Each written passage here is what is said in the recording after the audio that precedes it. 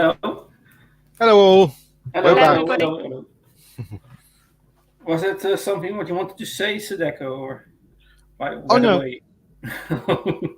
Oh, there was Hey, a. welcome everybody to the Dutch Doctor Who channel, and we are with Queen Charlotte and with Sadeko. Welcome.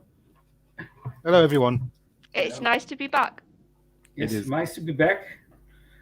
And we were a good trio on last season. You were. Yeah. So how are you? Not too bad. Mm-hmm. You had all day of mourning, where you got that, with the Queen. Oh yes, In the UK. The whole day. Have you seen it on a television or?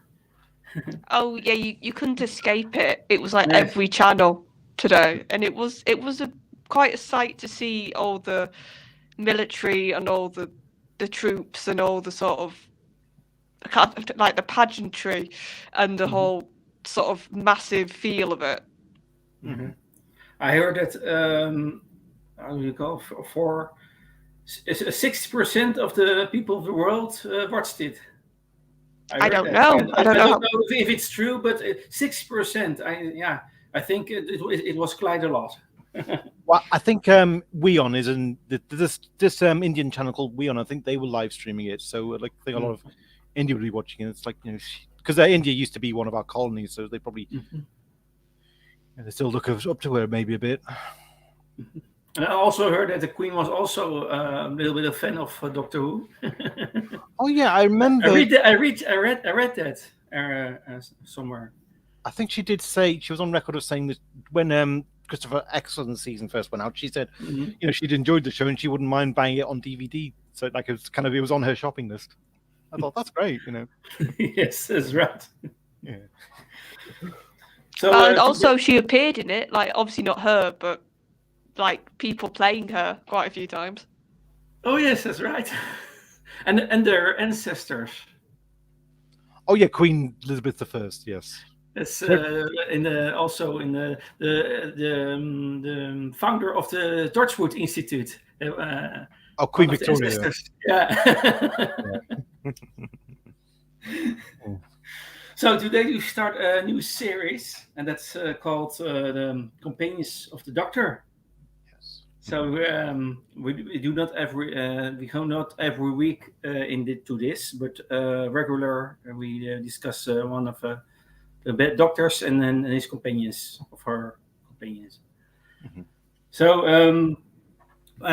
today we do the first Doctor, and we have already counted it before the stream. We have 10 companions to do, but the last two are also companions of the second Doctor, and with the Ben and Polly, that are Ben and Polly. But we do that by the second Doctor because the second Doctor has less companions than the first Doctor.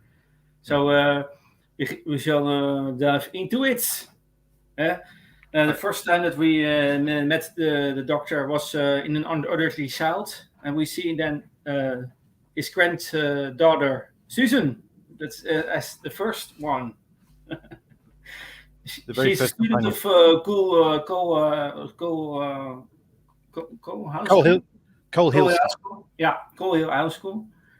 And one of the two or the teachers are Ian and Barbara.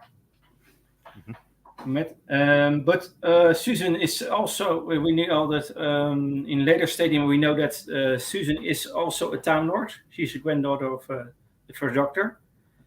And we know a little bit about her.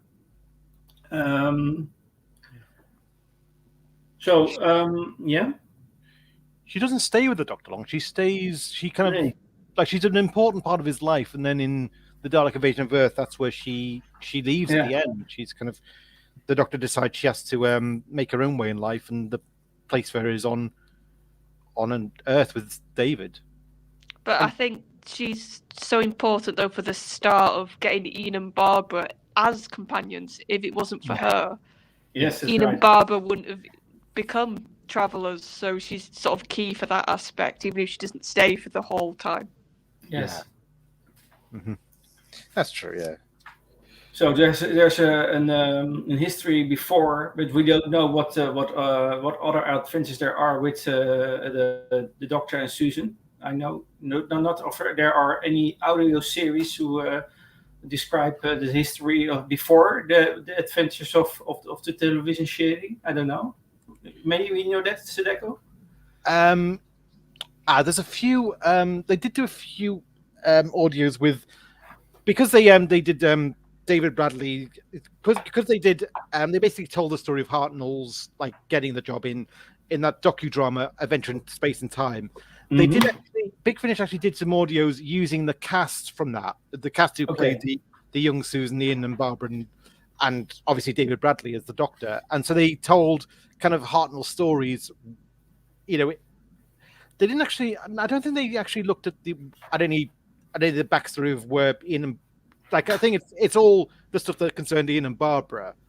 So I think in terms of any stuff pre Ian and Barbara, well, I know that in The Edge of Destruction, there's a when the TARDIS is kind of malfunctioning and it's playing tricks on them. There is a bit where they look at a particular scanner image of this alien world, and Susan says that me and Grandfather went there once.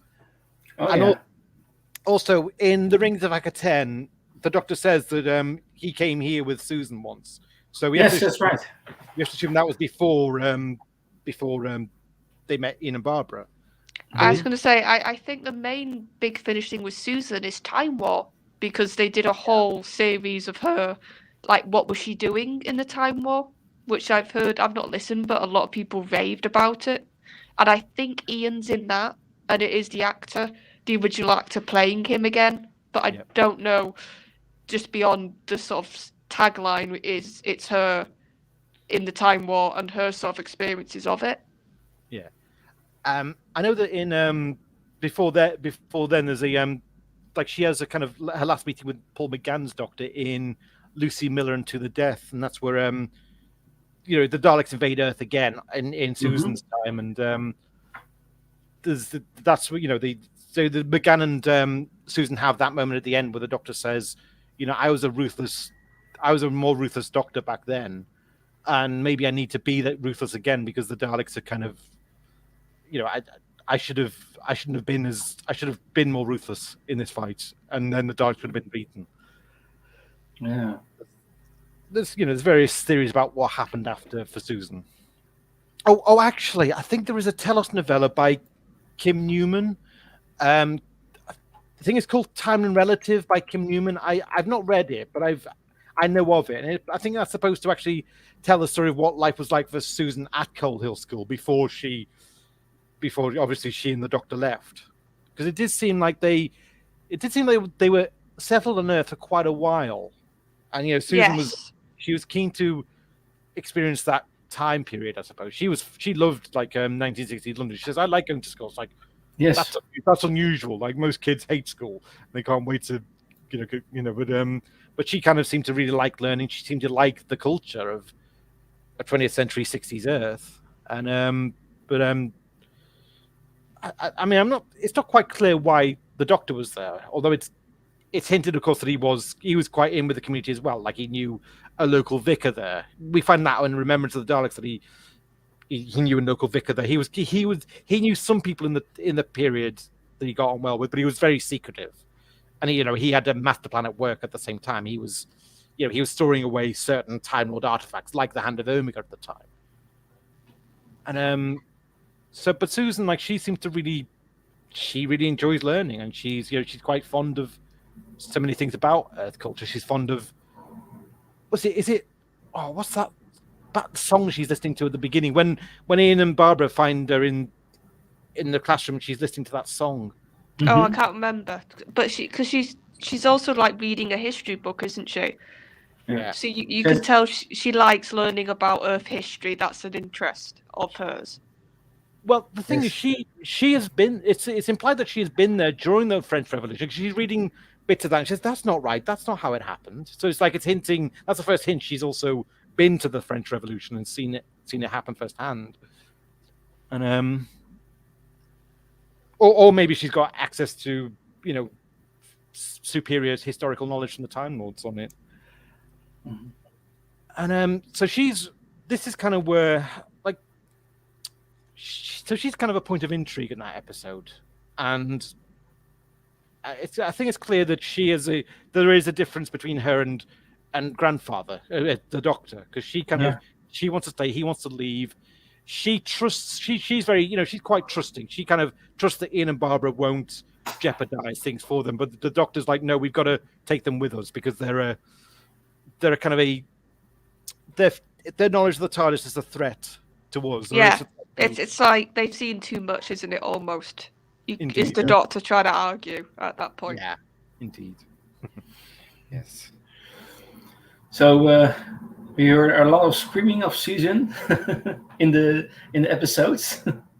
Well, yeah, but I think in a way it's like, I think when someone like Susan, I mean, she's quite a young girl and she's kind of moved from place to place, and every time she has to get used to a new area, new location, a new place where she's going to be living. I think it's like they say, moving is a very, very stressful thing, and and I think you can see in some ways that effect on her, that she's quite, she's very agitated.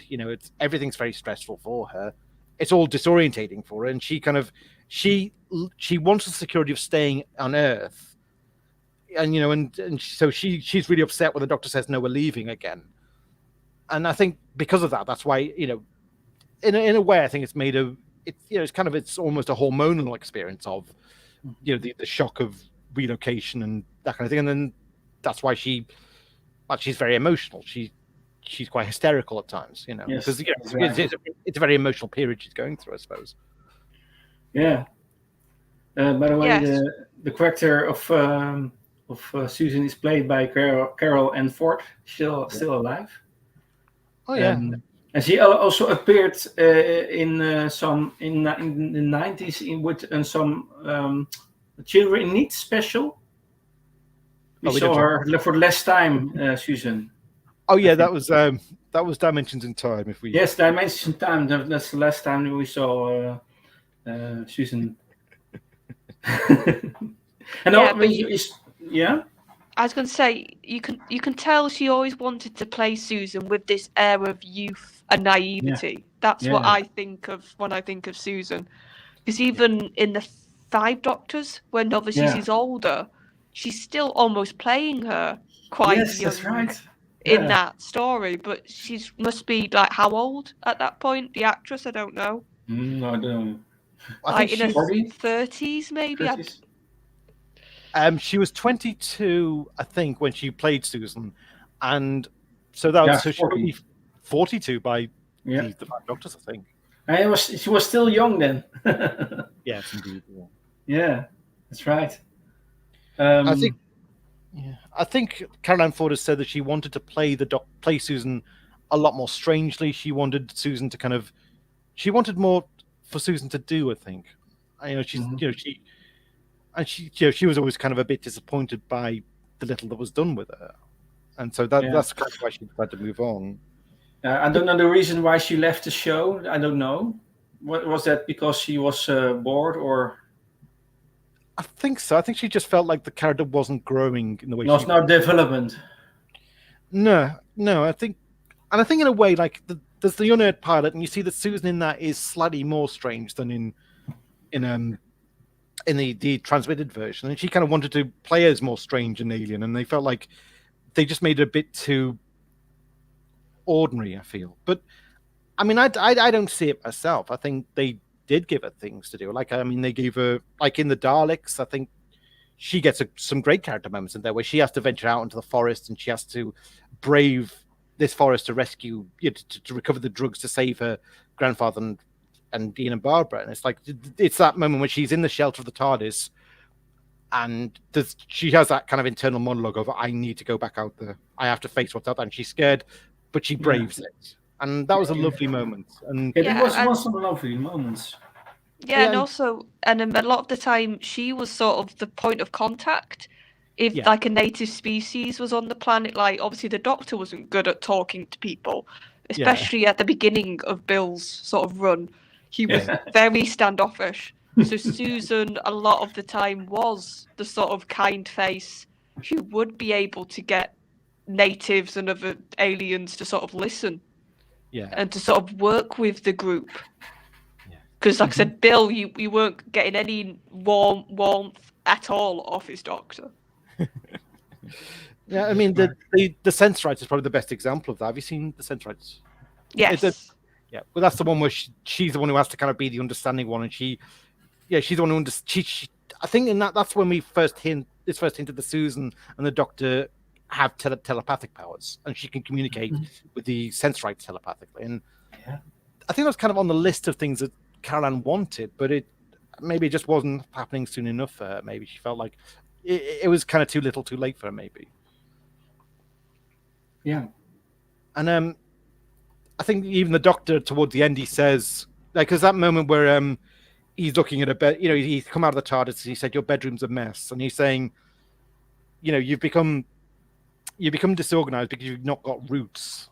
You've not got, you've not settled down somewhere. And maybe it's time that you did settle down with David. And there's that thing where she is in love with David. And I think the Doctor feels like he has to let her go because he doesn't want him to feel that she is bound to him. She doesn't. He doesn't want to. Yeah. So he kind of makes the choice for her of, no, you stay with David. Don't spend the rest of your life looking after me. You need to find your happiness with David. Yeah. So the reason why Ian and Barbara are in the TARDIS, it was because the Doctor was forced to abruptly depart from Earth. Yeah. With Ian and Barbara. So he was kidnapping them from their own time, and after they went to investigate their unusual pupil, because Susan was a little bit weird in their eyes. Yeah, it's like in the very first episode, like you do not get any hint. No, the little you see of the Doctor, you do not get any hint he's going to be the hero of this show at all. And so there's, Ian and Barbara, and Ian and Barbara having this chat in the car because they're kind of observing Susan. They're saying, "Are we doing the right thing?" And Ian says, "We're obeying our curiosity. It's just you can't justify it. It's just human nature. This girl does not make sense. We got too many questions. We're always going to want the answers." And it's like, well, this might be our last chance. I do love that line when Barbara's saying, kind of because Susan's sneaking off into this junkyard. I'm like, why is she going there? Is she going to be safe all by herself there? And Ian theorizes she's going there to snog a boy. And Barbara says, I almost hope she is, because it would be just so wonderfully normal. Well, yeah, and also there was a hint, like you said in that conversation, that they're intrigued, but there's a hint of she's our pupil. There's a hint of we've got to sort of look after her a bit. Yeah, they didn't quite know what her home life was, because it's never been brought up, and that was one of the questions. Yeah, so there's a bit of that as well, because I quite see with especially Barbara, once they get adventuring, she does almost take on quite a mother-like role to Susan. She is quite protective of her. She looks out for her. Yeah. Whereas Ian, I'd say he's more of just like, he's there for he hasn't got that sort of he has got care for Susan, but it's not like a father thing. Whereas with Barbara, you get that mother sense almost off her. Yes, that's right. There's also Daniel says, I find that she was more strange to pilot. I know that there are more versions of Unearthly Child, the first episode. More versions. There were two. And you see another Doctor, also another Susan. Yeah. Have you seen the pilot of the Unearthly Child? I've seen 3 versions of the first episode. And then you see another different acting. In the first time, it was more he was more harsh, Doctor, and also Susan was more reserved, more strange. And the second time, it was less harder. In the Unearthed pilot, when the Doctor finds out, you do almost get the sense he's almost playing him as almost an abusive father figure. And but they have to tone that down. I mean, I think even William Hartnell said, "Look, you've made him too harsh. We need to make him a gentler character." Susan is kind of mostly, she's a bit strange in the pilot, but the unaired pilot. I've only seen there's the two versions: the version they aired and the version they didn't show because they thought yes, it was on broadcast, not broadcasted. Yeah, but they didn't broadcast it until 1991, and they did. Yes, that's right. They included it in the Hartnell years tape. It was one of the episodes they showed of. This is the unaired version. This is the version that's never been seen. Yeah. Yeah, I mean, it's the main difference is in the unaired version, Susan actually gives a date of when she was born. She said, "I was born in the 40th century or something."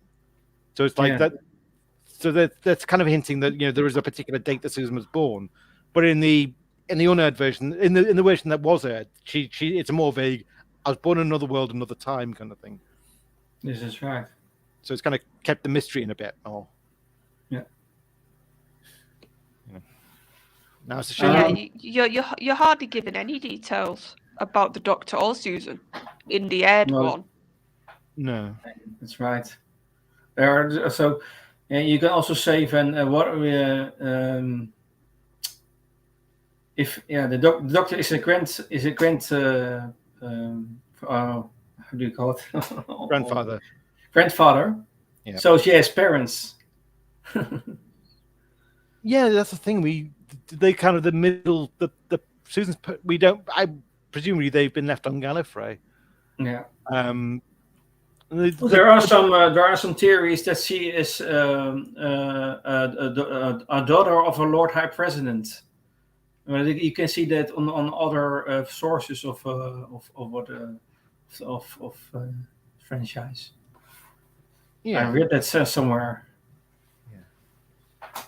I mean, I don't know. I mean, he's definitely very very domineering with her. You notice that, like for instance, the big one is in the Daleks when Ian and Ian stand up to the Doctor and says, "Look, we're not leaving this until we found Barbara." And he says, "Well, you can, but Susan and I are going." And it's like, well, it's like he's speaking for Susan. He says, "She's coming with me." It's like, and finally, Susan speaks up and says, "Look, no, I agree with Ian." And like, the Doctor's exasperated that his authority is being kind of challenged. And and I think there's even a line, isn't there, where he says, "Oh, you silly child," or something. He says, "Oh, my dear child, if only you could think as an adult sometimes." Which it's kind of it's what he means is, I wish you could think like me. But that's the line. Yeah, but I think, to be fair, in the 60s, that was that was a lot how Bill's generation would have been with their grandkids. Yeah. Like nowadays, obviously, it's very, very different. Yeah. But back then, you would be quite domineering. You would be quite, no, this is what you're gonna do. Mm-hmm. So, but then I think even throughout, you can still see that. But then there's moments when you can see so much genuine care in Bill and his acting for Susan, and I think she's needed to sort of show the slightly softer bits to his Doctor. That earlier on you do see a bit of it because of Susan, because he doesn't really care for Ian or Barbara, I would argue, for a 3/4 of that first series. They're sort of just a nuisance, and then they gradually get his respect. Yeah. But at the beginning, they're sort of just these tag-alongs he's had to cope. He's just going to have to deal with. Whereas Susan is actually family, and you can see that difference in how he does treat her versus Ian and Barbara. Yeah, because she's kind of the optimistic, kind of she sees the best in everyone, and he's the ultimate cynic, isn't he? Yeah. And it is right what you said about like the Doctor, like even like when they kind of warm to each other by the end in the chase, like the Doctor's still going, "You still, it's still your fault. You forced your way into my ship." And he's like, "Doctor, you're never going to let that go, are you?" But then at the end, he's watching them on the screen, and he is actually quite saddened, and he's saying, "I'll miss them, the silly alpha spots," kind of thing. He's cut out, he doesn't want to be, he doesn't want to be without them. He's kind of he's become accustomed to their ways, and now he misses them by the end. Yeah, I think with Ian, it became sort of the barbs that started off with quite a bit of like aggression between the two of them, sort of became just more playful. Yes. Sort of, this is how he was used to Ian, and Ian was used to him. Yeah. And then Barbara was obviously, because she's the history teacher, so he gradually started to quite respect having another mind who had a bit of a similar wavelength to his. Yeah. And he sort of liked having that intelligence and that somebody who he could talk to on that level a bit. He did say, like in the Daleks, that he feels that Barbara's also a good go-between, because sometimes he feels she has an understanding with Susan and she helps him bridge that generation gap a bit.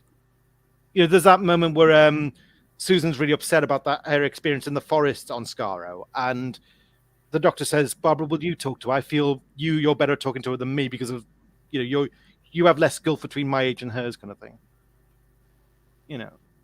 So he kind of he values her as a go-between sometimes.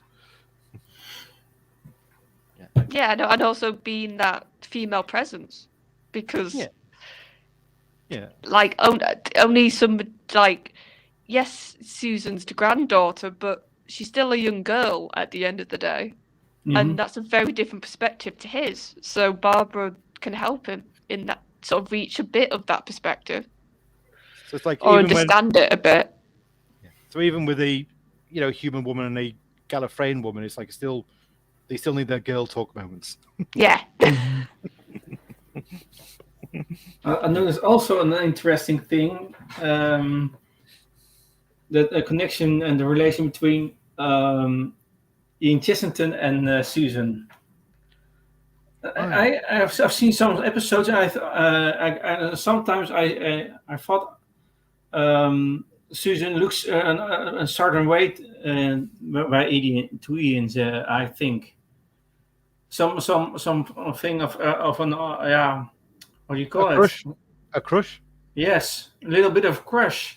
But in later time, I saw a discussion between with the actors William Russell and Karen Ann Ford, and it was Karen Ann Ford was in private she was a little bit a crush on the person William Russell.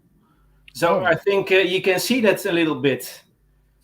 That's not necessarily that Ian between Ian and Susan, but more the actors herself. She was echt fond of William Russell. You can see that on screen a little bit. I can feel it a little bit, I think. Yeah, I think there was a kind of I think it's like Susan was going maybe through a bit of a sexual awakening, and you can kind of see that. That's what I mean. That's what I mean. Yeah. And obviously Ian, sort of, I don't know if even the creators have said, like, his role initially was to be the sort of young action man. Yes, that's right. Be that sort of very, like, action serial hero sort of character who could sort of do the fighting and could, like, put himself in front of them and be very protective, and that's what he was. Yeah, most of the time he was the hero of the episode or of the story. Yeah, because the Doctor couldn't do it. He was a strong man. The Doctor was a smart man. He was a strong man. He was the brawn. But yeah, I think even with I think even when Susan first meets Aladdin, there's almost that moment of there is almost that moment of there's an attraction there, and even Aladdin's wife to be Dione gets jealous. She's like, "Who is this woman you're speaking to?" And it's like, well, she's too young for me, and Dione's like, "Okay, look, if she's not yet a woman, it's fine for you to talk to her, and it's not going to upset Dione," kind of thing. So you have already mentioned it. But after much travel with Ian and Barbara, the Doctor bade Susan farewell to allow her life to a happier life with David Campbell. That's in the story with this Dalek story. After that, the doctor travels with Ian and Barbara, and then we go.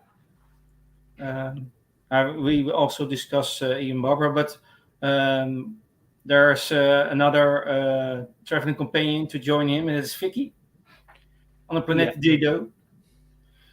So Susan is replaced by another young girl named Vicky. Yeah, she reminded him of Susan. She does, yeah. I'd say so. I mean, even Ian and Barbara can tell that he's still heartbroken over Susan's departure. Yes, that's right. And they do feel like maybe Vicky is kind of she's good at taking the place of Susan in his heart. It's a little bit of a comfort for them, for the doctor, but also for the companions that Vicky is there. A little bit of a comfort because she reminds of Susan. Yes. Yeah. Yeah, I would say it's the age, which is the major thing that makes you make that comparison to Susan. But I quite like that they've gone with somebody on the surface that looks like, oh, she's sort of a replacement. But once you get to know her, you see this is a very different character. Yes, that's right. This is a very different personality to Susan, which I think was the best way for them to go at that point. I mean, when we first meet Vicky, she's being menaced by she's part of this crashed ship, and she's one of the only survivors on the ship, and she lost her father in this disaster, and they're being menaced by this figure called Coquillion, and you can tell when he visits her that she really kind of, it is very much like battered wife syndrome. She very quickly kind of, she does everything to placate him, and she's scared that he's going to, raise his, whenever it looks like he's going to raise his hand to her, she's really apologetic. And it's like, so she is living in a very hellish situation. I mean, in a way, it's a bit like It Takes You Away, the character of Hannah. She's kind of scared of, she's been tricked into remaining trapped on the ship and not venturing out because, she's been, she's tricked into being scared of, all kinds of monsters that might be out there. And it's very much the doctor, and it's Barbara chiefly who rescues her, who comes to her aid. She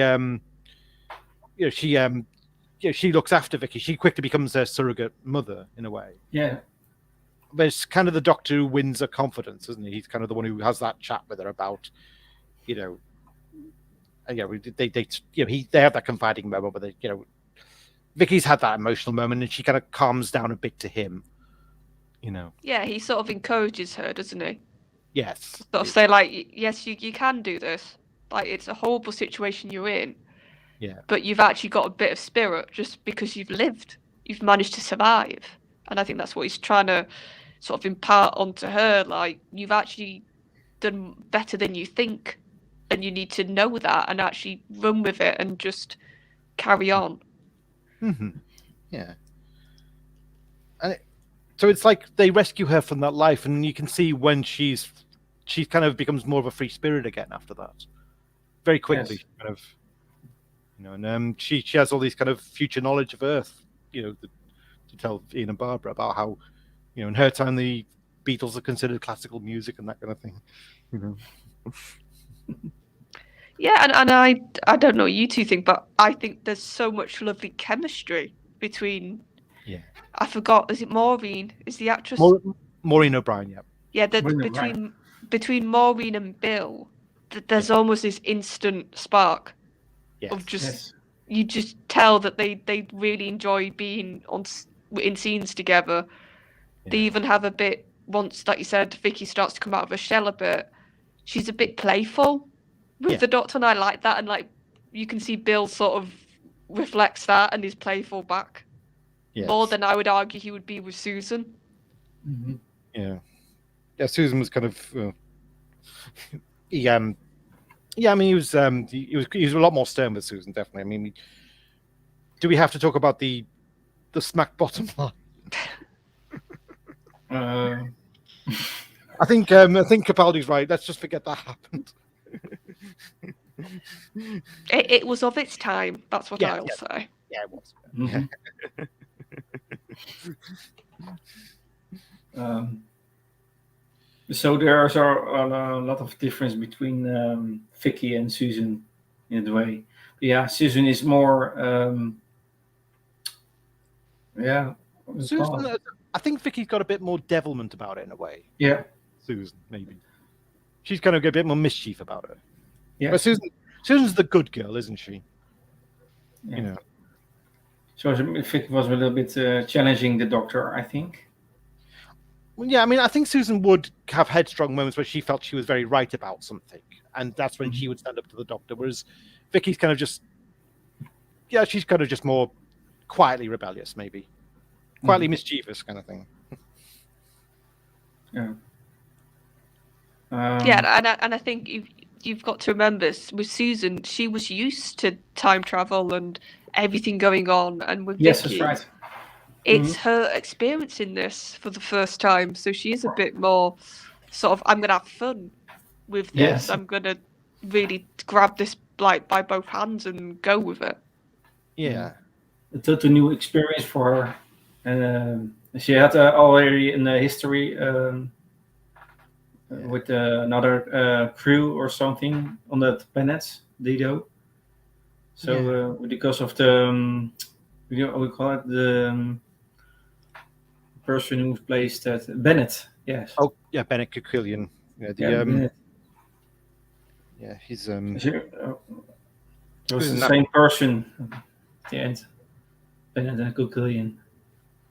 Yeah, and that's kind of how he kind of played her. He kind of, in a way, he was kind of gaslighting her. He was kind of, so it's like she, in a way, it's like that was a kind of the double betrayal of, it's kind of she couldn't really trust anyone in that situation until the Doctor turned up, and now she was, Barbara and Ian kind of thing, and Susan and the Doctors rather. Yeah, they came on the right time for her. Oh, yeah, it was, yeah. So, more about Barbara, I think, because we're a little bit more with Barbara, how she relates to the Doctor. Well, the big one is the Aztecs. That's the one where she kind of defies the Doctor, because she has quite moral compass. A little bit of moral compass, I think, Barbara, for the Doctor. Well, kind of, yeah. In the Aztecs, she believes that they've landed in the time of the Aztecs, and she has an admiration for Aztec culture, but she also knows it was also a very savage culture. And in that episode, she's mistaken for one of their great gods, Yetoxa, I believe was the name. Yeah, I'm probably pronouncing that wrong. But she's really good. Well, yeah, she believes that she can use her, if she is recognized as their great god, then she can begin to reform their culture and get it to turn away from the ways of sacrifice and everything. And the Doctor's kind of saying to her, well, firstly, this is someone else's culture. You can't just change it. And secondly, look, this is part of history. It's the web of time. You can't, he's very firm of, look, this is their way of life. You can't rewrite history, not one line. Kind of thing. That's the line he has. And so that's when she and the Doctor have that major clash, because she feels that's the right thing to do to change this culture for the better. Yeah, it's very much the Doctor's taking a grand view, sort of looking at the really big picture. Yeah. And she's looking at the very singular, well, I'm in this moment, I know certain knowledge, I can change it. Yeah. And the Doctor's trying to say, yes, you might not like this history, but it needs to happen. It's got its place. And we have no right as travellers. I think he's also trying to impart that to her, like, what we're doing with the TARDIS, it's amazing, it's brilliant, but that doesn't give us any more authority to change anything. We are sort of, I think doctors after him have sort of had that comment of, we're just sort of, is it visitors? I can't think of the word. It's like, we're just here to watch and then we move on. Like, that's what other doctors have sort of said. And I think that they're sort of building off what Bill is saying in this episode. Yeah.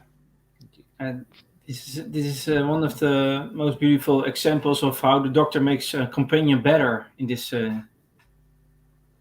for in this situation in the Aztecs. And he also the other way, the feelings of Barbara. She tells the doctor that she feels bad about it, that she cannot change it.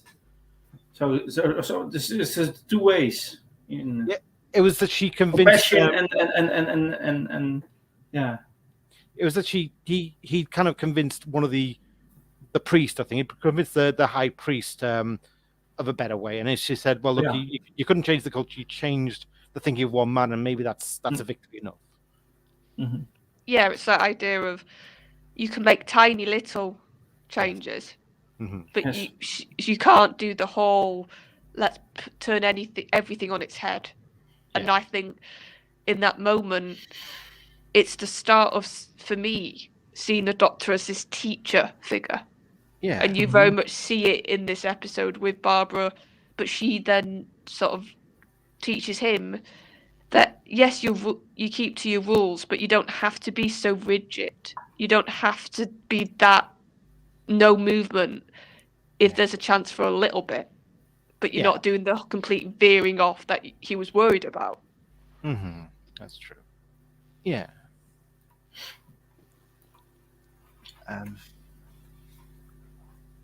I mean, yeah. The Dalek invasion, that's the one where each of them kind of has to split up and cope without the Doctor, don't they? That's because Barbara has to do her fight, make her fight with Jenny. That they kind of work together, and Ian has to improvise on the Dalek shuttle, and they all kind of have to cope without the Doctor. Even like Susan, for a time, like she gets separated from the Doctor when he collapses due to the effect of he's been through the robotizing process and he collapses, and David's like, "Look, we need to get out of here." And so there is that brief period where Susan kind of meets, she's kind of persuaded by David, and he kind of becomes her kind of only companion. And it's the same with Barbara. Barbara kind of has to be resourceful without the Doctor. She's the one who formulates the plan to attack the Daleks, also disguising themselves as robot men.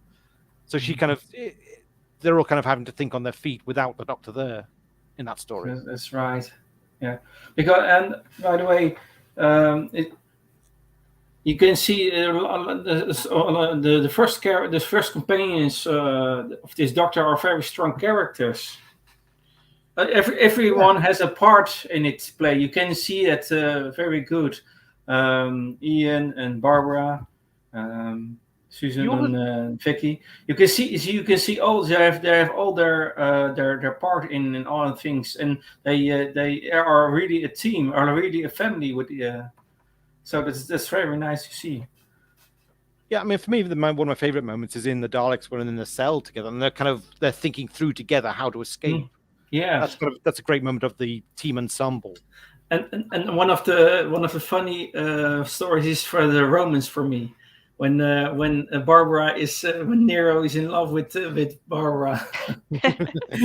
You see, that's a very funny episode, but because the Doctor is in the same place, but they don't know that from each other, that they're on the same place.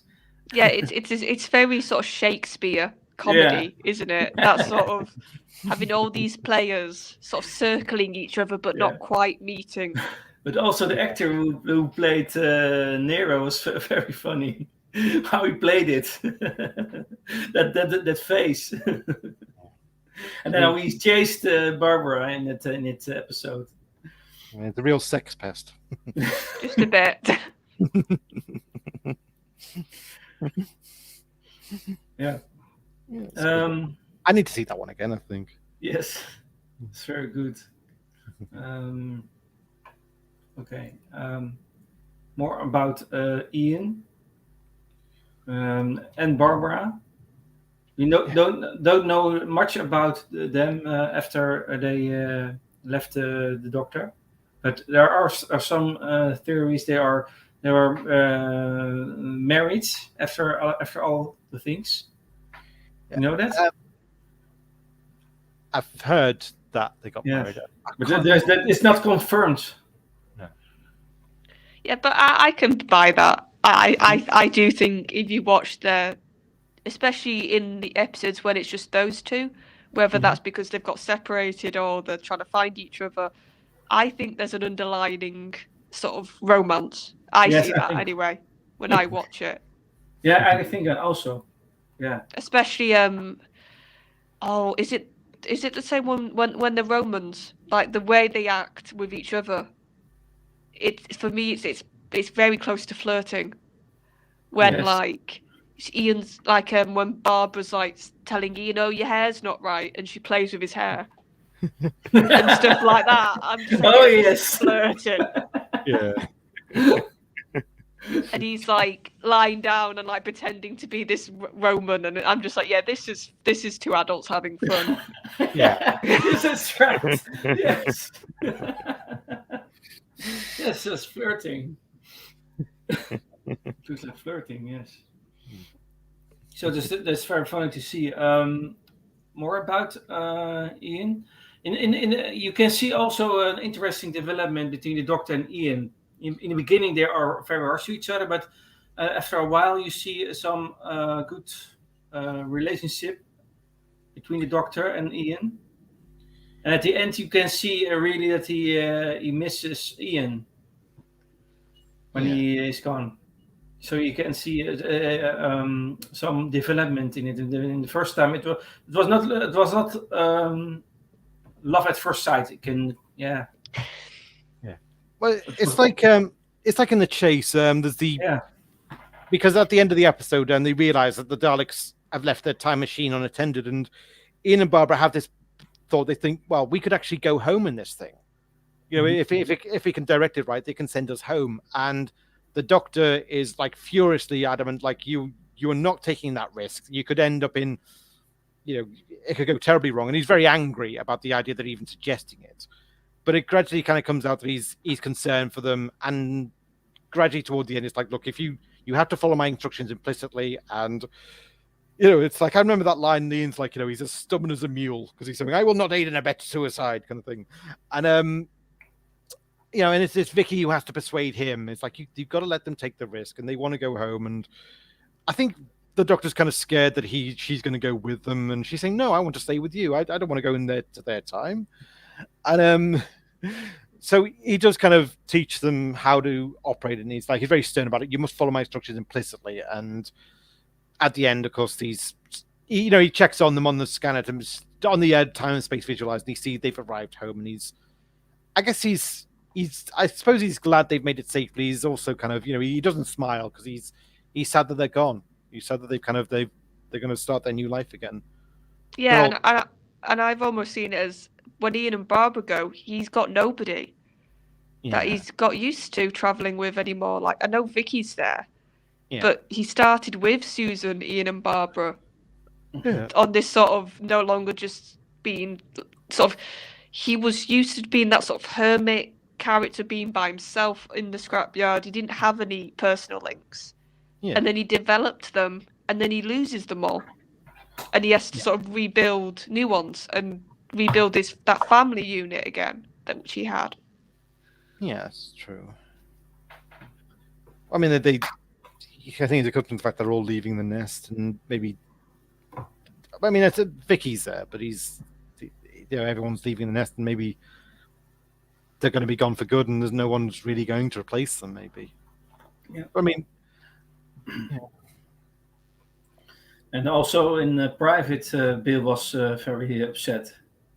He was leaving with the actors because they are friends. They really were friends. Yeah. So I saw in Adventure Time and Space.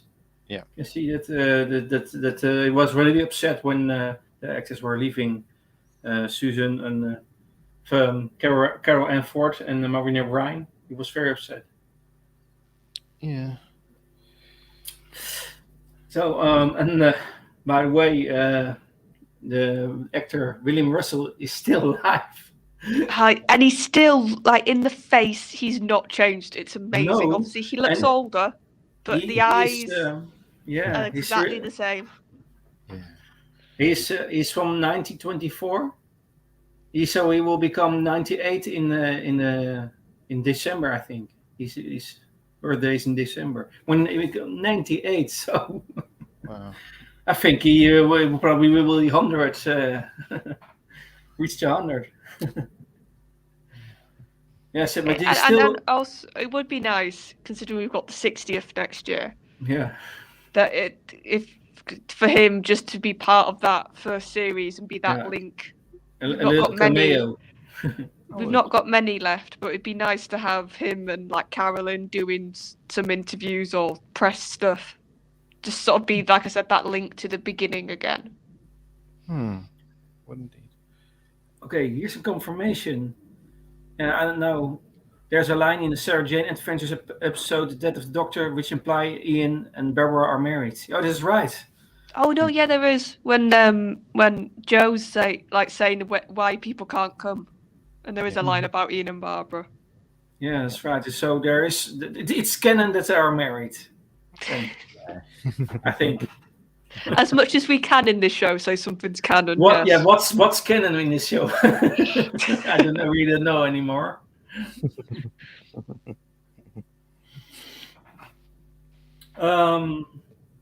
But just to your point about, I mean, I'm hoping we're going to see a lot of William Russell on they're re-releasing series 2 on Blu-ray, season 2 on Blu-ray rather.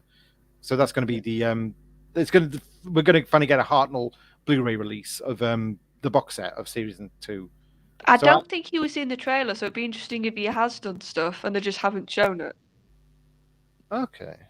Because I think they had Carolyn in the trailer, Maureen did the actual teaser trailer thing, but Ian didn't see William anywhere. So it'd be nice if he is there, and they just decided to keep that as secret, or to be a nice surprise. Yes, definitely. There are also audio series that William Russell is playing the Doctor. I think. Yes. He's playing the Doctor. There are some voice actors of the first Doctor.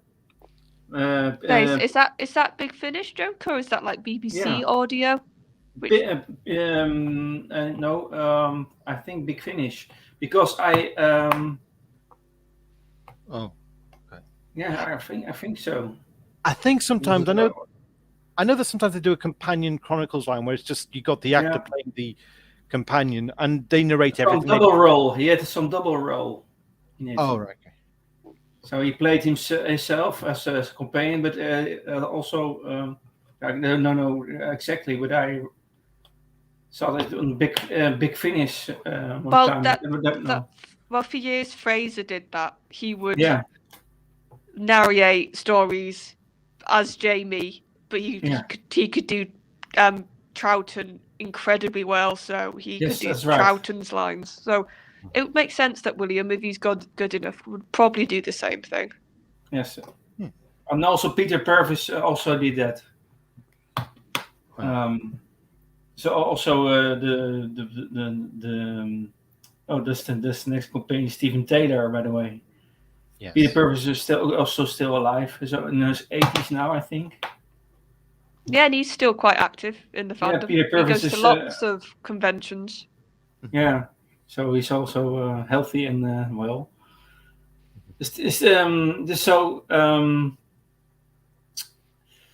After the departure of Ian and Barbara, the Doctor and Vicky had to get a new companion, Steven Taylor. And they had in the beginning they had a relatively an uneasy relationship in the beginning.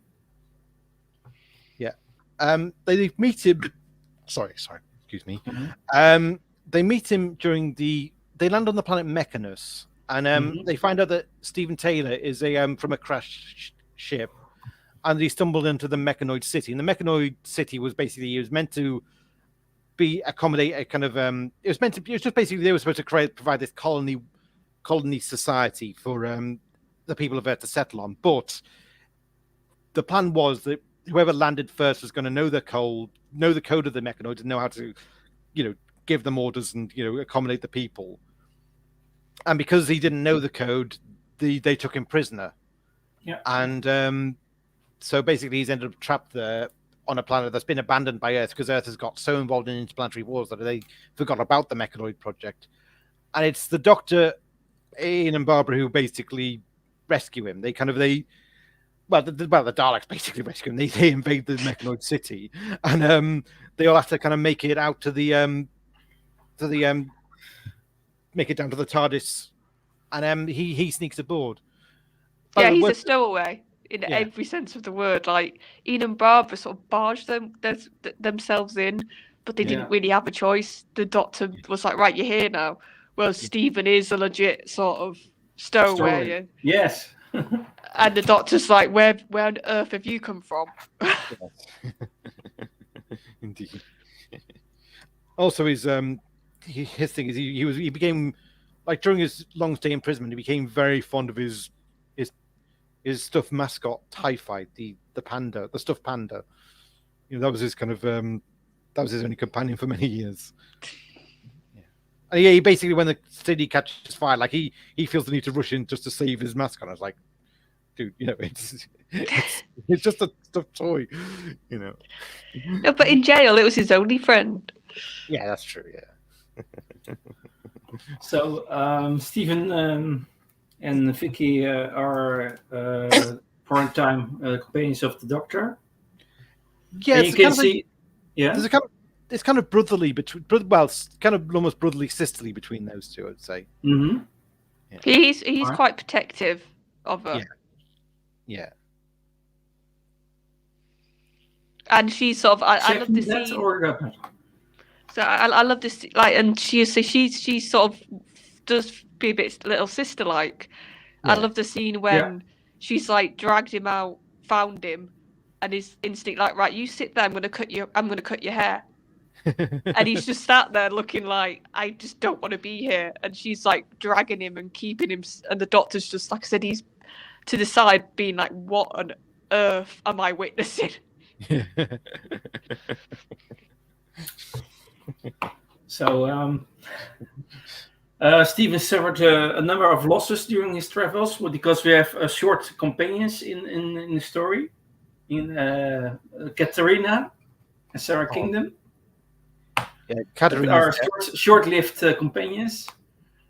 Yeah. When I was 11, I got the not much footage from the Daleks' Master Plan Survives, but they did have the clip from the episode where Katarina basically she's held captive by that criminal, and she and him end up basically going out of the airlock together. Yeah. And I remember I remember watching that at 11, and I was horrified for the rest of the day. It was just shocking scene to watch. It was really kind of really quite harrowing the way it was done. There was some episodes lost in that story or not?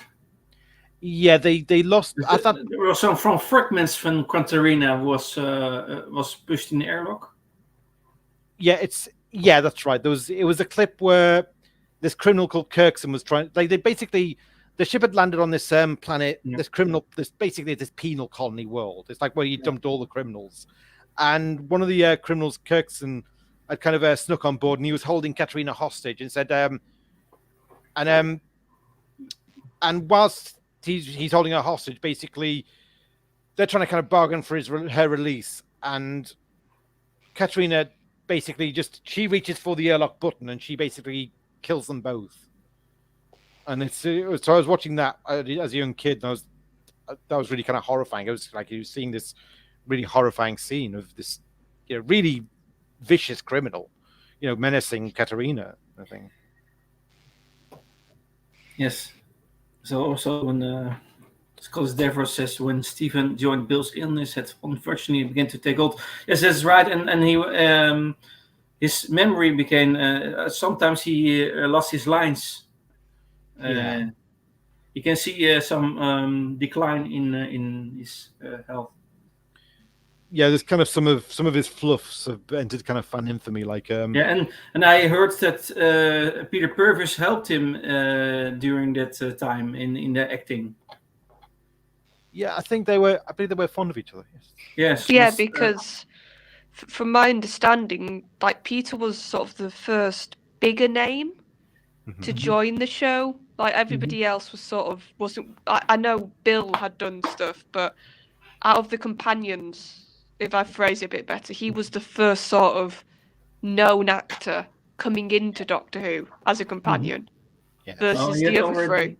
He had already some experience as actor.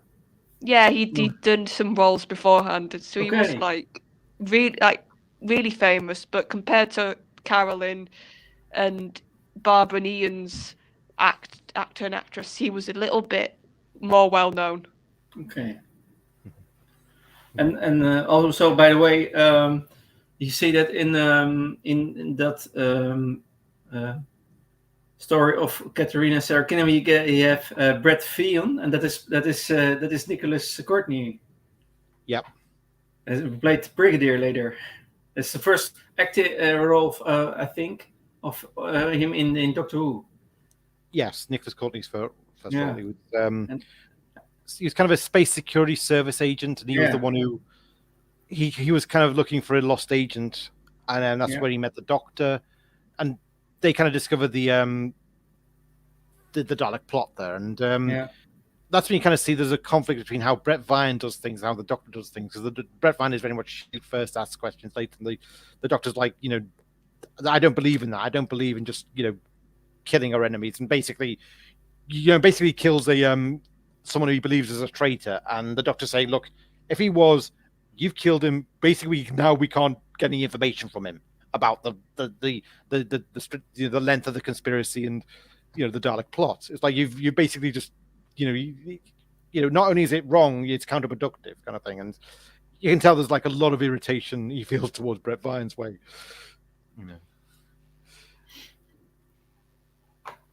I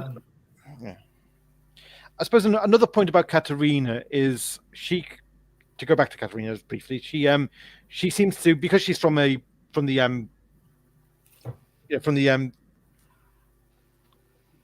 Trojan time, she looks at the Doctor as a god, and he's having to repeatedly tell her, "I'm not a god, I'm not a god," and she just has that. She really believes in her religion, and It is also good to mention. Vicky decided to leave the Doctor in ancient Troy. Yeah, they marry Troilus, and then Katerina is from that period of time. Yeah. From ancient Troy, and she becomes a companion of the Doctor. That was the story. Yeah. Indeed. And then we have Dodo. Oh, wait, we missed Sarah Kingdom. Sarah Kingdom. Is there some things about Sarah Kingdom? She was Brett Vine's brother. Actually. Yeah, she was Brett Vine's brother. She was a member of the Space Security Service. Yeah.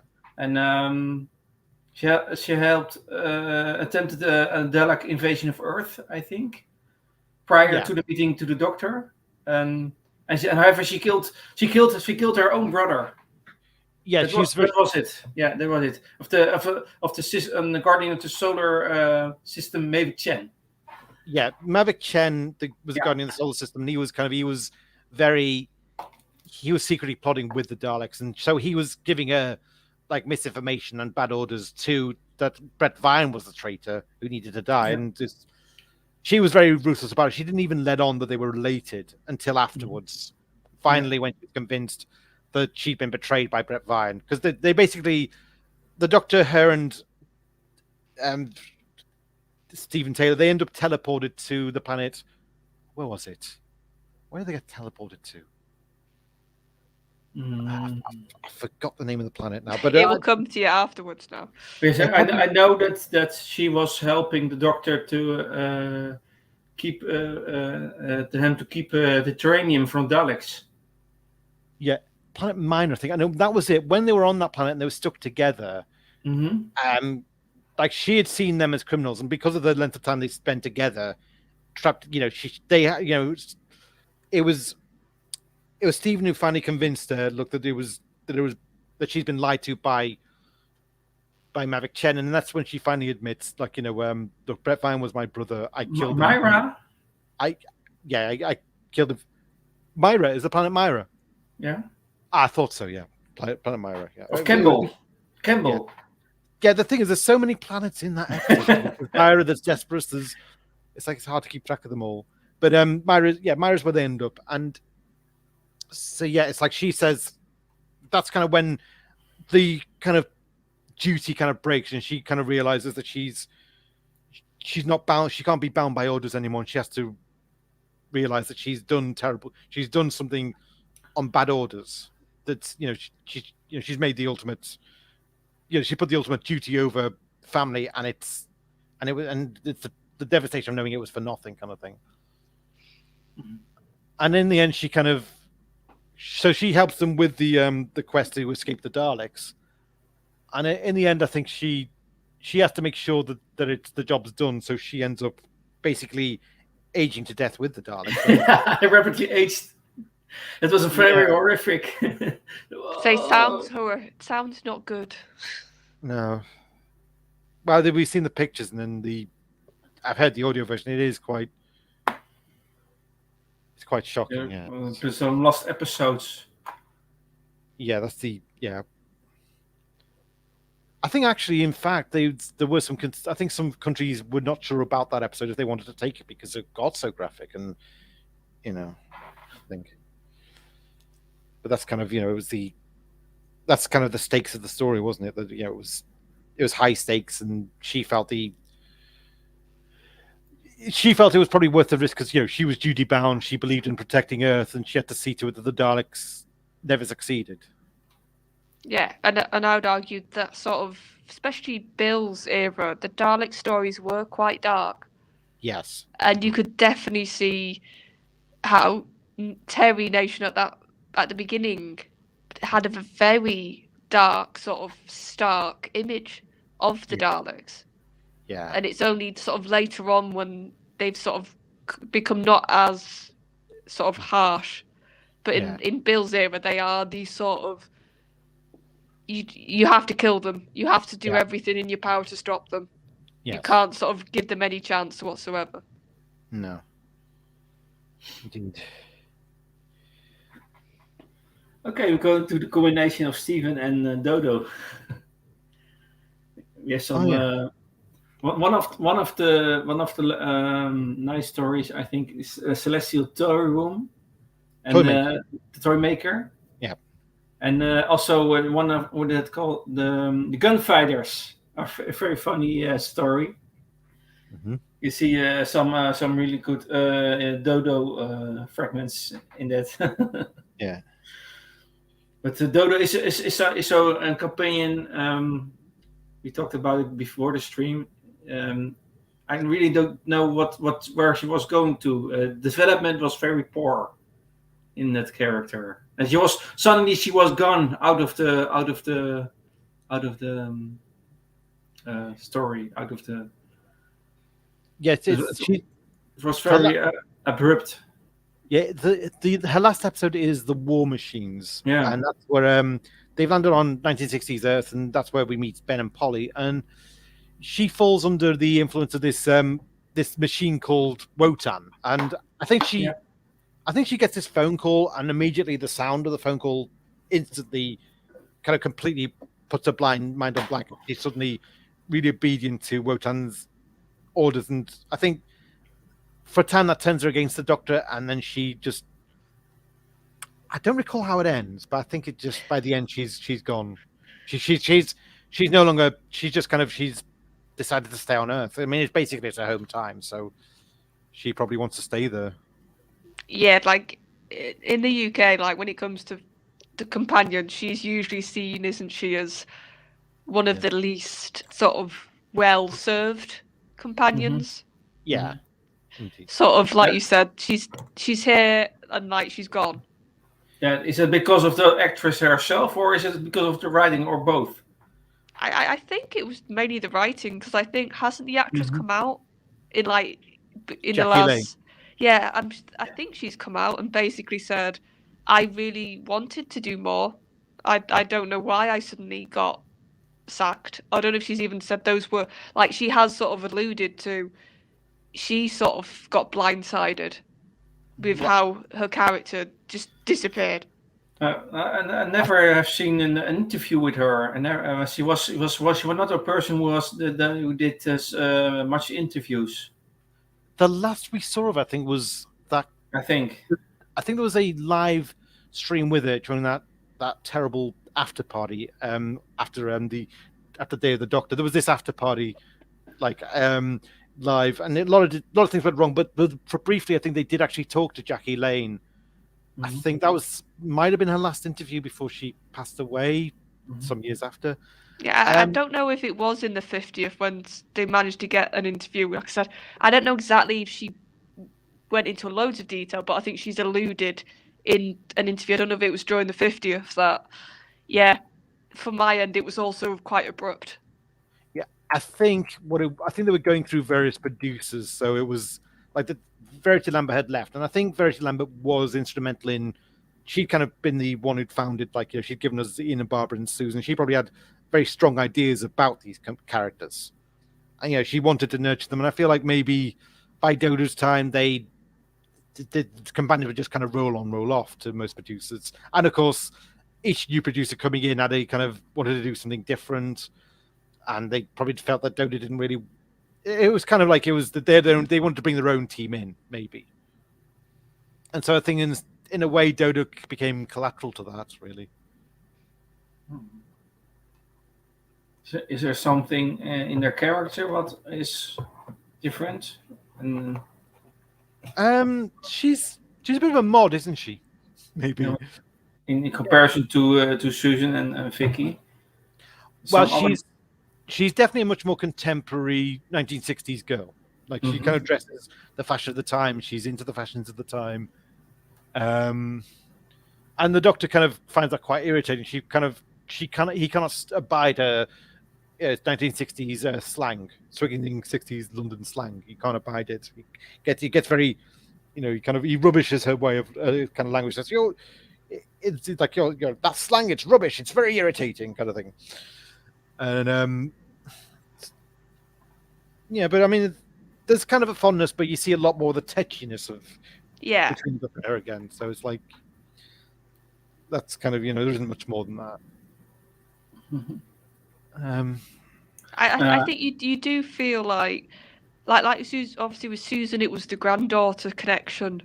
Yes. With Vicky, you very quickly you got a connection between the actor and the actress and the characters like very quickly.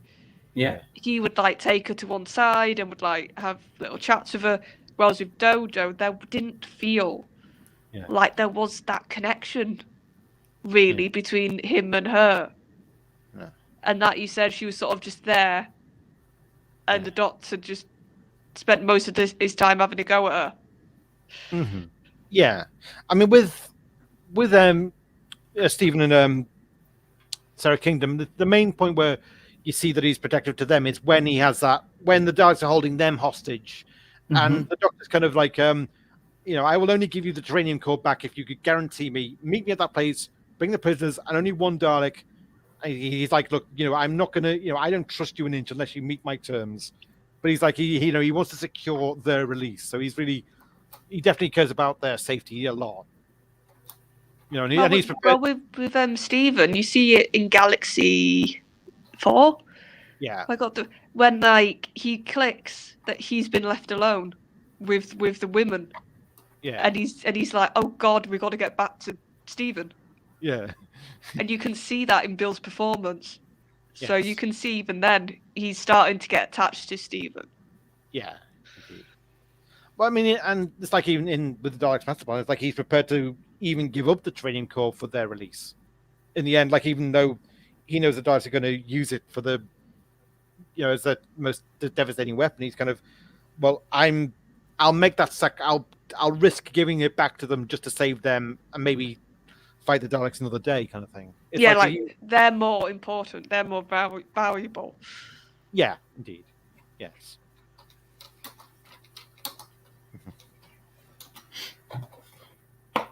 But I don't know a little bit because we've mentioned about Bill's illness. and I'm not blaming him in any sense, but I don't know if maybe his illness by the time Dodo was there made him not. I don't want to say it made him a bit less likely to trust, but it made him a little bit more just naturally. He if you were new, he might not have been as receptive. Yeah, I know. He was very, because what we've heard about Bill is he was very much the actor who he liked his way of things. Yeah, he liked having the people he knew, the sort of the people he'd done work with previously, and he could trust them. Yeah, and I can't help but think maybe having quite a younger actress again at that point, he might just not have had the patience, maybe. No. Like he might have had previously, I don't know. But I can't help but think maybe his illness could have played a little bit into what we were saying, like that sort of awkwardness between the two of them.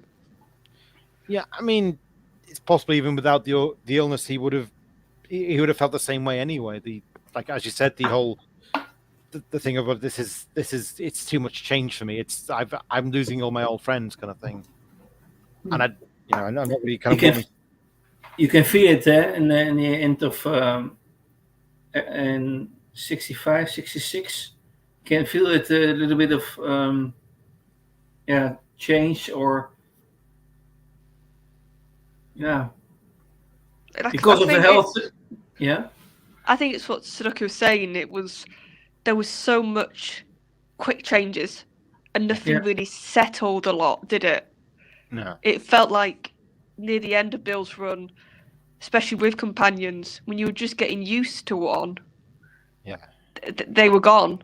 Like you were just getting used to Stephen, and then he left. Yeah, I mean, he was kind of the main constant of season 3, wasn't he? He's kind of like he stuck with them when a lot of. And then it's like, oh, then we have to get used to 2 brand new characters. Indeed, yeah. Yeah. Verity Lambert was the first. When Verity left, you could tell it was a turbulent time for the show and sense of transition. Yes, that's right. Yeah. So, Patrick Troughton had to cope with that. You can see some. He had quite a challenge to play the Doctor to revive it a little bit.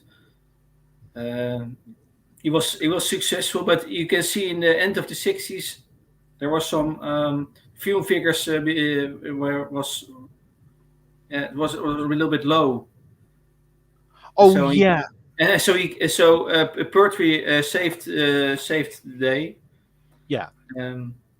Then so yeah. Yeah, but, it's like I think. Yeah, it's I think the main thing that was like when the Daleks first aired, that was kind of that got a huge rating spike, and there was the heyday of Dalek Mania, and I think maybe towards the end of Hartnell's era, the Dalek Mania was kind of dying down, and I think maybe the ratings reflected that in a way. Yeah, like it kind of in a way the show probably peaked with the Daleks Master Plan, and I think maybe some had lost interest. Maybe some. I mean, I have a theory that maybe some families maybe thought Daleks Master Plan across the line. They said, okay, well, we can't really have that on in the household. It's too graphic for the kids. Maybe that's what I think. Maybe they might have happened. I don't know. It's a possibility. Yeah. It was in the beginning. Was it a family show? But I think it became creepier. Yeah, I think even Hartnell. I do remember reading somewhere. I think it was in one of the annuals that he said he felt like it's not a children's show anymore. He felt it had gotten a bit too graphic, maybe. And I think maybe the Daleks Master Plan is probably the story he was thinking of. I remember reading that at somewhere. It was a long time ago. Well, that was what Bill loved. Yeah. That he was like he could to a whole generation of kids. He was this hero, and he adored that. You could see in any interview he gave at the time. So yeah, I could see him maybe seeing a loss of innocence. Yeah. In the show that he quite liked when he signed on and when he was starting it. Yeah. Yeah. So who are we up to now? We've just done. I suppose we should talk about Stephen's exit, because, like we said, he was a constant, and we have not really spoke about how he left. Yes, that's right. Yeah. And this that he wait. I believe he was on the cusp of leaving. Well, the thing is, Stephen, I think he was on the cusp of leaving several times. I think he was probably quite devastated by the events of the Dark's Master Plan. And then in the next story is the massacre of St. Bartholomew's Eve. And that was similar to Barbara, where she wanted to change history, and the Doctor said, look, we have to let history take its course. I think in this story, he is really devastated when the massacre happens, and he almost leaves the Doctor over it. Mm-hmm. He comes close, and I think in the end he comes round to the Doctor's thinking. I think and it's in a way it's kind of Dodo joining them. The kind of, maybe he stays because of that. He feels like, well, if someone new is with us, and maybe that's kind of that would have kept him kind of around, maybe. And maybe he was sort of thinking, well, I can't really leave the Doctor with this brand new person. Like, I need to just stay at least to get her sort of settled a bit, and then I can maybe leave. Yeah. I don't think Bill would have liked the 70s and 80s Doctor tones. Oh, no. Like so many of Colin Baker's episodes, he probably would have been absolutely aghast. Yeah, probably. By the way, for Stephen, the end of Stephen helped bring together the savages and the elders, and was invited by a child to help the unification work. So the Doctor encouraged him to do so, and telling him that he was quite ready for the task. And also accepted the offer and said farewell to him and Dodo. That was the savages, the story of the savages. Am I right that that's about this caste system? Like there's the kind of guardians of the elders, the guardians of savages, and they. I think he brings them. Then his task is now to bring them together. Yeah. After all the problems and troubles they had on their planet, each other. And Am I right? He is the one who can reconcile them and lead them. Yeah. Am I right? There's a particular scene where I think the elders use this particular ray gun on the savages. It doesn't kill them, but it hurts them, and it's basically their cattle prod, shall we say? And I think Stephen uses that gun on one of the elders, and for the first time, the elder experiences what it's like to be one of the savages receiving this, and that's kind of where the elder begins to empathize with what his people are doing to, the people below them, and maybe that's when they start to realize that there's an injustice to how they're running their society. Maybe. Yeah. I think that's how it goes. I believe. Yeah, that's right. And so there's some war between or conflict. Conflict, yeah. But it's class. It's a kind of class struggle, is it? Maybe you could say. That would make sense at that time as well, because they really did. I think by that point, the show had established it used a lot of allegory. Yeah. It would use a lot of sci-fi concepts to sort of tackle stuff in the actual world. Yeah. So if they wanted to maybe comment or do something looking at caste systems, or like you said, the one group sort of keeping the other group down, and then only really understanding that once they experience what they've actually been doing to the other group. Yeah. Don't give Chibnall any ideas. That's why I said allegory. Allegory. I think that maybe that was a kind of a post-colonial story. It was kind of about, in a way, it was about colonialism, probably. That was probably what they were going for. Yeah. It was well done. So, Stephen is on this planet. So, Dodo is the only companion of the Doctor at this moment. Yeah. And then we have the story when we see Ben and Polly. That's the war machines, yes, like I said. The war machines. Yeah. That was the story that Dodo left. We can do Ben and Polly, but we can also. There are further things to discuss about Stephen or Dodo is not so much, but Stephen, we have. I think we have all discussed everything about him. Yeah, but I will add, like, he wasn't a copy of Ian. Like, I think he was another example of, you can see he was filling a bit of a type, but he was not Ian. Like, Ian was a lot more polite, was a lot more sort of, he could be forceful, but he was still had that sort of teacher gentleness about him when he was being forceful. Whereas Peter was a lot more sort of a fighter. And he was more impulsive, I think. I always see Stephen as being a bit more of like a scrappy individual, whilst Ian's a bit more prim and proper in sort of sensibilities. Mm-hmm. Is Chris Chitnell listening to this stream? Hi, Chitnell. Hi. Bye, Chitnell. I did some good ideas from the 60s. Yeah, and don't listen to me on Type 40, mate. I regularly have lovely things to say about you. Yeah.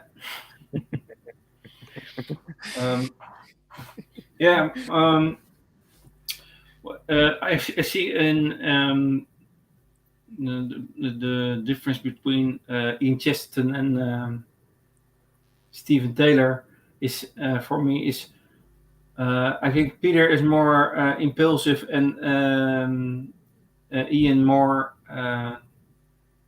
intelligent, or you call that more. He's thinking more before he does some things. More.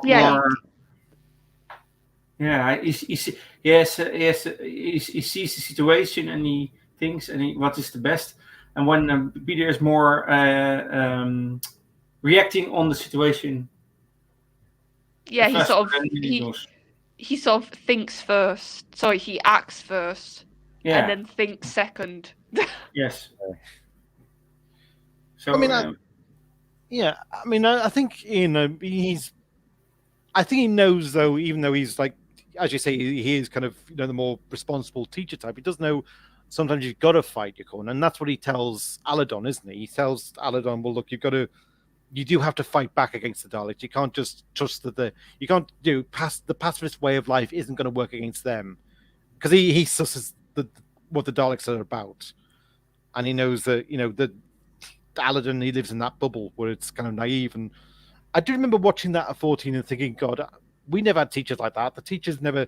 They told us to just don't fight back against the bully. That if you do that, you're just as bad. And I'm thinking, why don't we have teachers like Ian at our school? Yeah, or when in the first story when the Doctor's about to leave the caveman.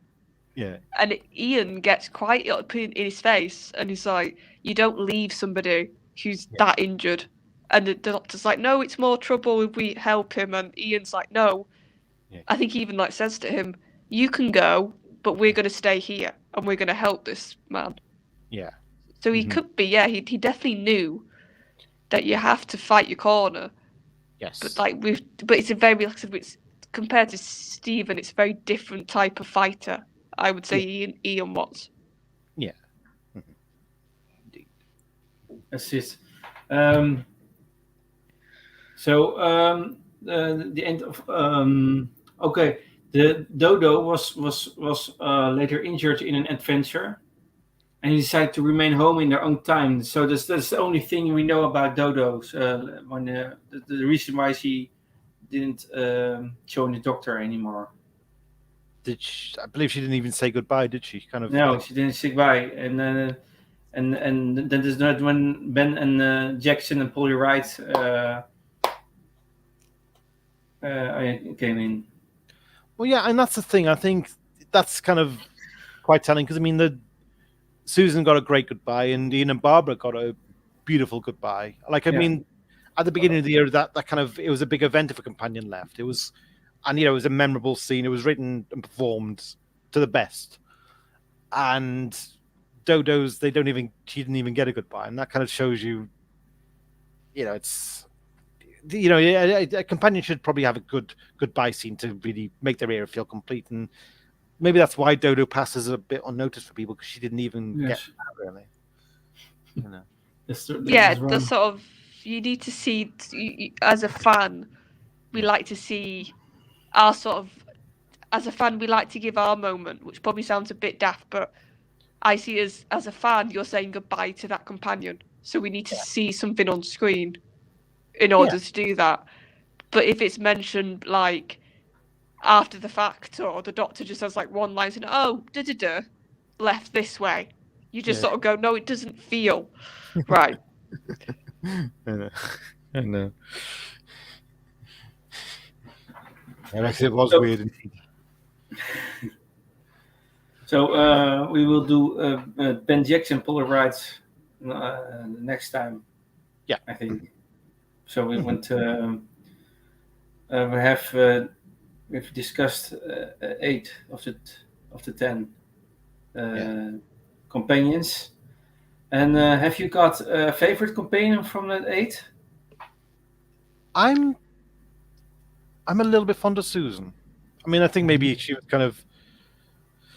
And I know she's not. I know a lot of people kind of find her a bit annoying, but I do identify with her a lot. I think there's kind of something quite sweet about her bond with the Doctor, and she's kind of she's a very different kind of youth character. I feel like there's something kind of different, exotic about her. I mean, I feel like you probably could have done a spin-off about Susan, finding her identity in 1960s London. I feel like, or even there was a lot more story to tell, I feel, with her. Mm-hmm. Yeah, and I would say, because I love the dynamic so much, I'm going to say Ian and Barbara, because I like them separately, but I adore the both of them when they're together on screen. I just think I love it when a companion in general, and maybe this is why I love it, because Ian and Barbara started this, where they don't choose to be in the Doctor's life. Yes, that's right. I love it when a companion sort of just gets thrown in every sense of the word, and then they have to sort of, from the get-go, be like, right, I'm going to have to find my feet.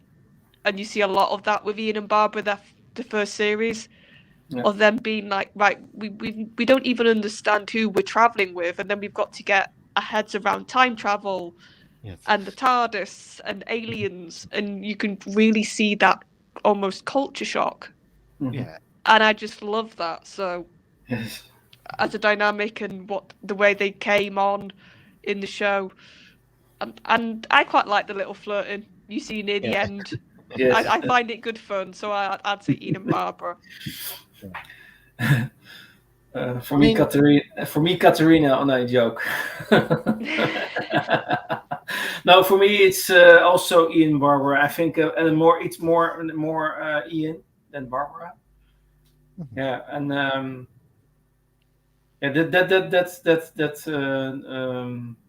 that connection that I think you mentioned already, the chemistry between them, and with the Doctor in relation, and when they said they didn't decide to be companions, but they were forced. But it was in the end they became better people. They really experienced in the journey with the Doctor. You can see it in the end when they leave the Doctor. They enjoyed being back in England, but you can see that they are they in the end they liked the travels with the Doctor. And you can see that, and like one of my favorite lines when Barbara says, like, she kind of says, if I look back on this time, it was probably the most exciting time of my life, was this time. And again, it's like, as you say, Charlotte, she didn't choose this, but it was life changing, and it kind of, it's, And I heard one of the episodes. I there was a line that they weren't even aged in all the time. They were still young. That's in Sarah Jane Adventures. It's when They're very young because of the travels, and that was a gift of the doctor that they didn't age at all. Yeah. So I can understand Ian and Barbara. I can also understand Susan. I think the first campaigns are. I think we agree with that. The first campaigns were really the best of this first Doctor. Yeah. Yeah, that first team. First team. There was a golden team. The foundation, good foundation for the show. I'm really very grateful to these actors. And William Russell is still alive, so I think I hope that he will be. We will reach 200. Yeah, and also with the other actress, Carl Anthorpe is still alive. Yeah. So there are two, and Barbara. What does the name of Barbara, the actress? That was Jacqueline Hill. Jacqueline Hill is not with us anymore. She, I think she actually passed away in 1993. I remember people saying this was that was the sad thing about the 30th. She was very young. She was very young. Yes. Yeah, that's very. Yeah. And when did William Hartnell die? He died in 70s, I think. I think it was not long after the Three Doctors. Actually, that was his last appearance. Yes, I was going to say, because God love him. It's amazing he was even doing those scenes. Because you look at him and you just think, oh, like you're doing this purely out of love, Bill. At this point, yeah, he was really suffering. You can see that, but he had a compassion for the show. He has some love. It was the 23rd of April, 1975. That was when he passed away. Yeah. After Three Doctors. Oh dear! It was heart failure after a series of strokes, after cerebrovascular disease. He was 67. Oh dear! Also very young for this time. Well, that was the problem. He looked old when he wasn't, Bill. No, he wasn't old. When you look at how old he was, and when he was playing the Doctor, you think he purely because. Like the hair and how just he looked, he had a hard life, and that showed. Yeah. But because I think Peter Capaldi was older than William Hartnell when he played the Doctor. I think you're right there. And Peter Capaldi is younger than he is at that time. Because he's a little bit youthful. So I think we are ready. I think we've done them all. Like I said, we've done it all, and we have this. Daniel said he's picked a favorite. It's Barbara. Yeah, Barbara. Okay. Oh yeah, that's a good one. She's the most likely to challenge the first Doctor. Yeah. Yes, I think. Yeah. But in the beginning, I said you can see it very strongly in the romance that the discussion between the Doctor and Barbara about changing things. Yeah, and sort of people who knew Verity have said after the fact that a lot of Verity's personality, she sort of put into Barbara, and she sort of a lot of the headstrongness and the wanting to speak out came from herself, and it sort of got imparted into Barbara. Yeah. Barbara's like her avatar. Yeah, because in those times, like, you would have to be pretty tough to get into the position Verity was in. It was a man's world. It was very macho, sort of male-dominated television. So to be a top producer like she was, you had to be headstrong. You had to have an opinion and not be scared to say it. Yeah. Okay. That's it for today. That's a wrap. I don't know if we do next time we do second Doctor or something else. I don't know. I think we should do this. 1 week to decide. I think we should do it. Carry on. Keep it. Yeah. At least do the classic Doctors. Yeah. Yes, I think we do next week. We do the second Doctor. I liked it very much. This and they're a little bit simpler to talk about. Yeah. Not as many. Yeah. But this is a good beginning for the series of Companions of the Doctor. Just very, very. I enjoyed it very well. Yeah. And you can see the whole heritage of this show. And you see the first Doctor. You see Ian, Barbara. You see Susan.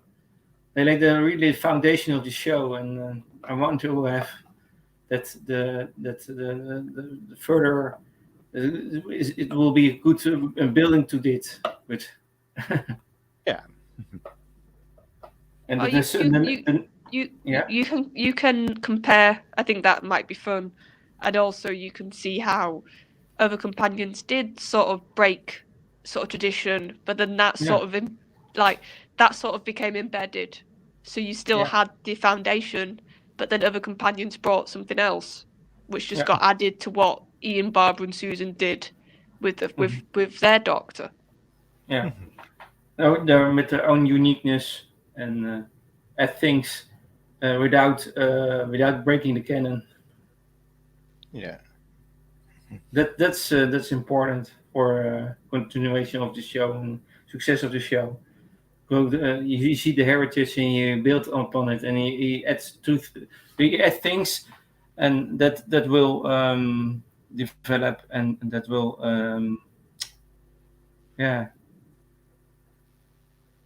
foundation.